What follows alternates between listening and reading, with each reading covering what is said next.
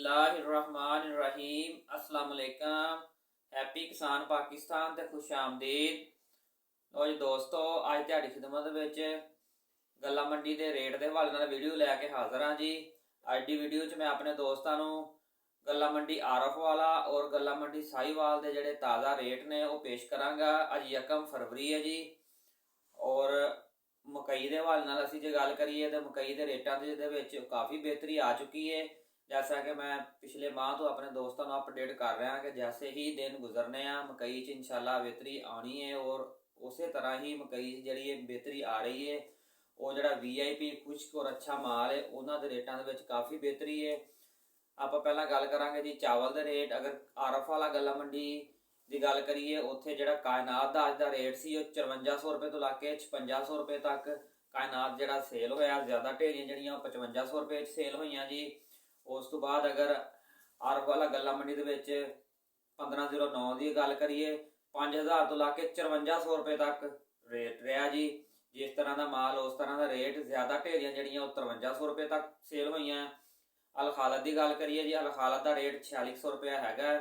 उस तो बाद अगर असी नवी मक्की की गल करिए, नवी मक्की 2000 रुपये तो लाके 2200 रुपये तक सेल हो रही है। 2200 रुपये तक वो ढेरी सेल होंगी जी, बिल्कुल खुश्क VIP शीशा माल है। अगर ज़्यादा ढेरियां की गल करिए तकरीबन 1900-1950 तक जोड़ा है वो ज़्यादा ढेरियां सेल हो रही हैं। 20-21-22 मॉइस्चर ज़्यादा आ रहा। 20 मॉइस्चर जोड़ा है वो 1900, 1950, 2000 रुपये तक जोड़ा है आरफ वाला गल्ला मंडी के मक्की जी विक जाती है। अगर ज़्यादा गिले माल की गल करिए, गिला माल भी जोड़ा है वो 1700 रुपये तक जोड़ा है वो आरफ वाला गल्ला मंडी विक जाता है।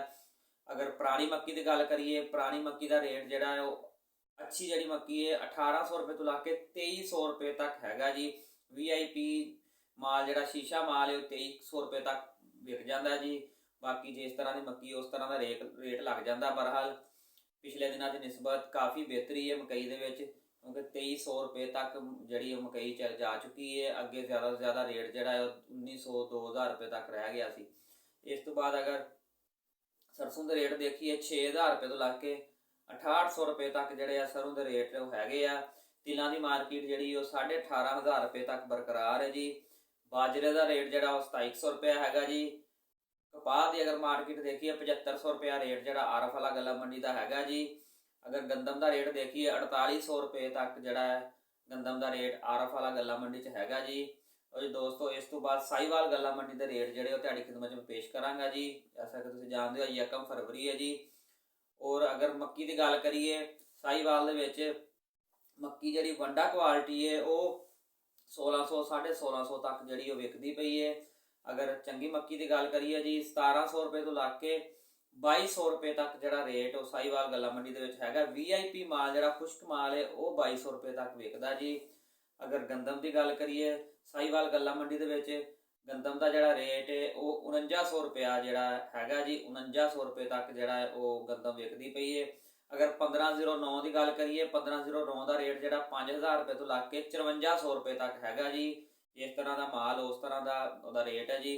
कायनात का रेट 5500 रुपये तक है जी। बहरहाल कायनात जोड़ा है वो साहिवाल गल्ला मंडी नहीं आ रहा। तिलों की मार्केट जी 18000 रुपये तक बरकरार है जी। सरों की गल करिए जी सरसों का रेट जोड़ा वो 6700 रुपये तक है जी। तो जी दोस्तों 1 फरवरी का रेट जोड़े से तुहाडी खिदमत पेश किया है जी। जैसा कि मैं अपने दोस्तों को पिछले माह तो कह रहा कि मकई जी है वो बेहतरी आएगी और इंशाअल्लाह ताला मजीद आने वाले दिनों से तवक्को की जाती है कि मकई के रेट मजीद बेहतरी आएगी और इंशाअल्लाह ताला कुछ दिनों तक की जो मकई का रेट है वो 2500 रुपये तक चला जाएगा। रेटों के हवाले वीडियो सी अगर अच्छी लगे लाइक कर देना, दोस्तों को शेयर कर देना।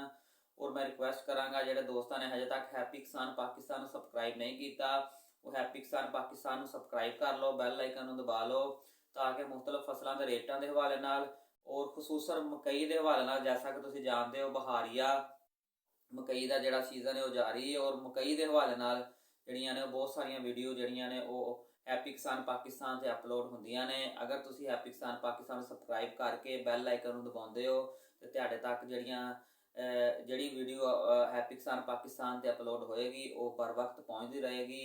अल्लाह हाफिज़।